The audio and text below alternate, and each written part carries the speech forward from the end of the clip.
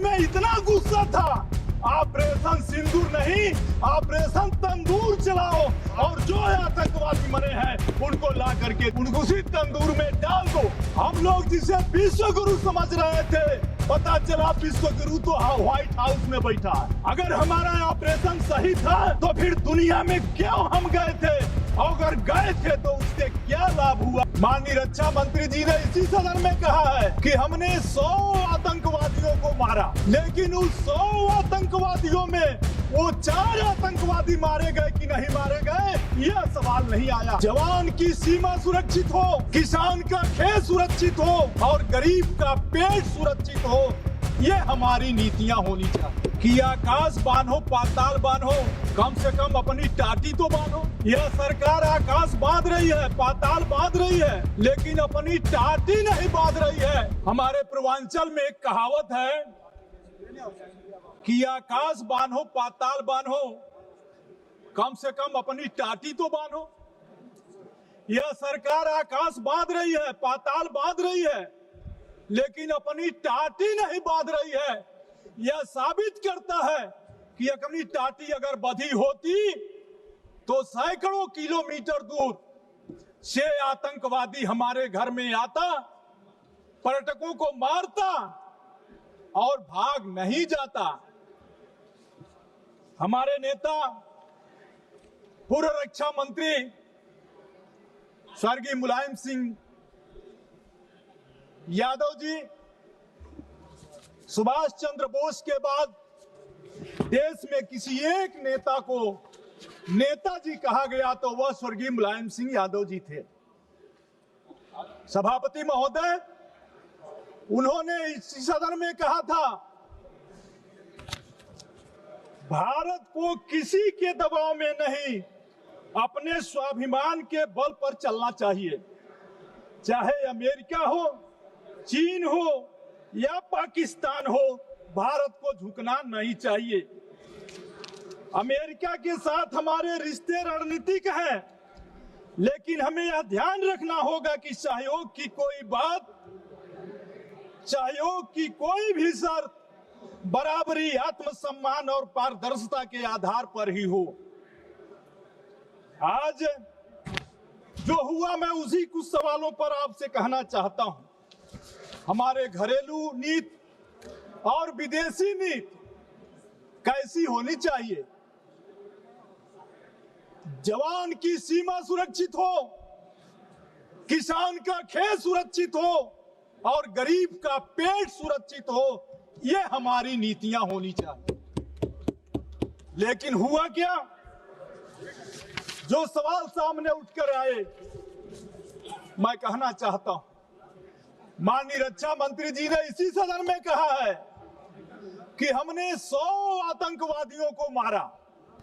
चलिए, इसका स्वागत है, लेकिन उस 100 आतंकवादियों में वो 4 आतंकवादी मारे गए कि नहीं मारे गए, जो पहलगाम की घटना किए थे, यह सवाल नहीं आया। उनका नाम कब तक आएगा, यह देश जानना चाहता है। घटना 22 को होती है, 22 अप्रैल को। सभापति महोदय, 22 को घटना होती है, ऑपरेशन सिंदूर 17 दिन बाद होता है। होगी कोई परिस्थिति? देश क्या चाहता था? आतंकवादियों की मंशा कितनी खराब थी? उनकी मंशा यह थी कि हम धर्म पूछकर मारेंगे और भारत में दंगा भड़क जाएगा।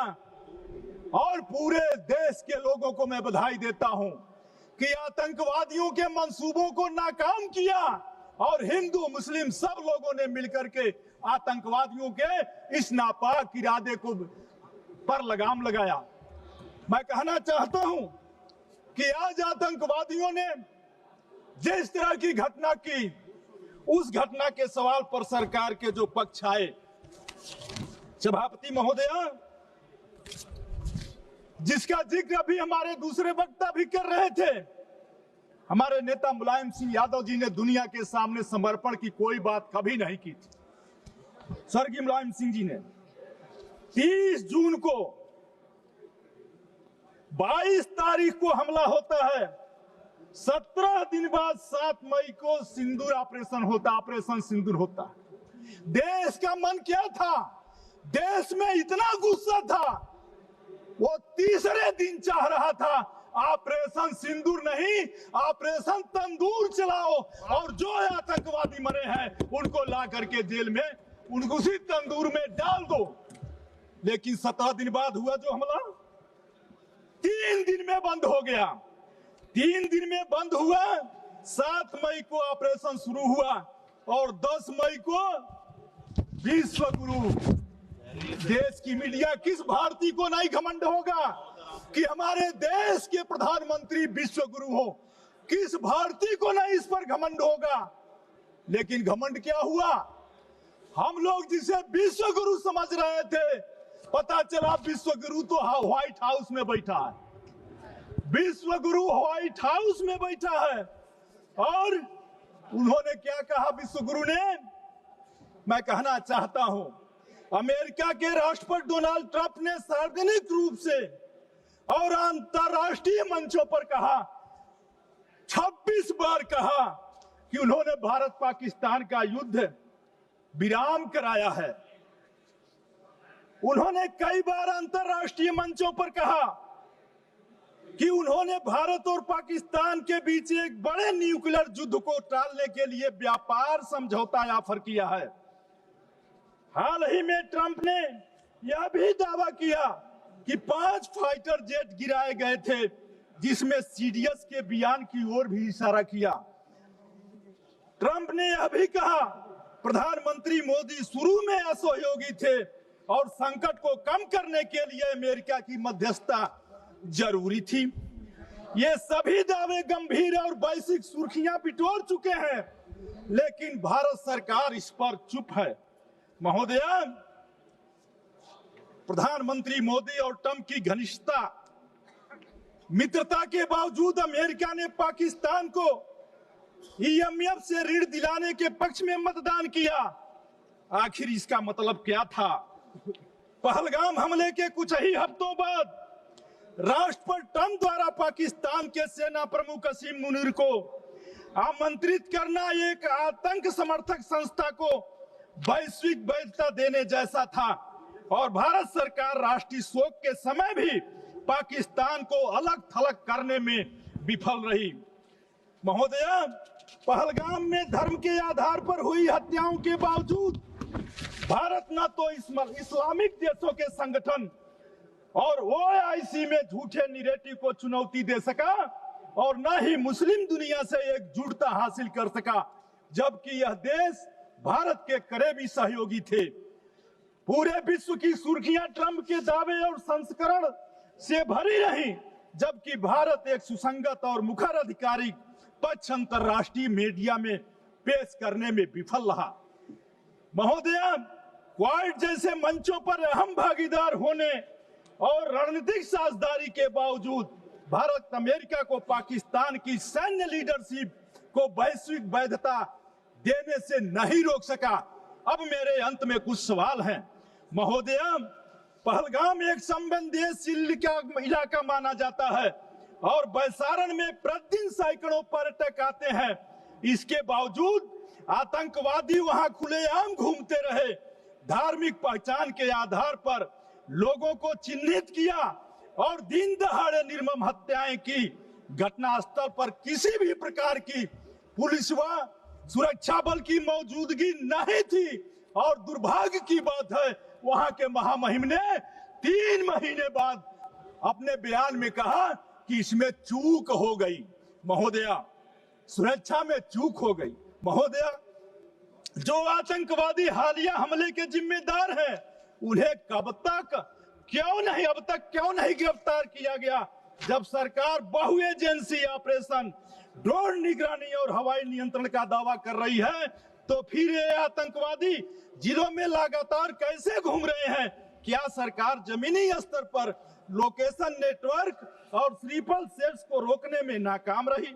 महोदय, वो भी भारत ने हमेशा यह स्पष्ट किया है कि पाकिस्तान के साथ हमारे मसले द्विपक्षीय हैं और किसी तीसरे की मध्यस्थता स्वीकार नहीं की जा सकती। ट्रंप का दावा यह दर्शाता है कि मोदी सरकार ने अमेरिका के हस्तक्षेप की अनुमति दी, जो 1972 के शिमला समझौते के बाद से भारत के अस्थायी नीति के खिलाफ है। महोदया, अगर ट्रंप की बात सही है तो इसका मतलब है कि भारत ने अपने सैन्य और कूटनीतिक फैसलों की स्वतंत्रता खो दी। क्या भारत ने अमेरिका के कहने पर युद्ध विराम स्वीकार किया? महोदया, मैं कहना चाहता हूं, अंत में कहना चाहता हूं कि युद्ध विराम में अमेरिका की कोई भूमिका थी? क्या वास्तव में फाइटर जेट गिराए गए थे?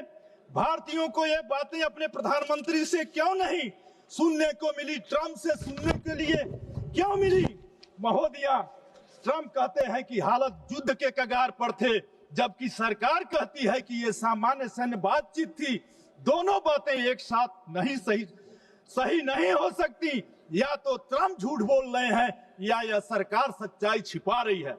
महोदया, ट्रंप की टिप्पणियां हमारे सेना की पेशेवर योग्यता को कम करके आंकती है, ऑपरेशन सिंदूर को गलत रूप से पेश करती है। अगर वास्तव में कोई जेट गिराए गए तो जनता को बताया जाना चाहिए। अगर ऐसा नहीं हुआ तो सरकार की रिकॉर्ड ठीक क्यों नहीं कर रही है? महोदया, बयानबाजी ने, ट्रंप की भाषा और बयानबाजी ने एक बार फिर भारत और पाकिस्तान के एक साथ जोड़ दिया। इसलिए मैं अंत में कहना चाहता हूं कि सारे कुछ हो जाने के बाद अगर हमारा हमला सही था तो फिर दुनिया के 32 देशों में 59 सदस्य प्रतिनिधिमंडल गया। अगर हमारा ऑपरेशन सही था तो फिर दुनिया में क्यों हम गए थे? और अगर गए थे तो उससे क्या लाभ हुआ, यह मैं आपसे जानना चाहता हूं। इन्हीं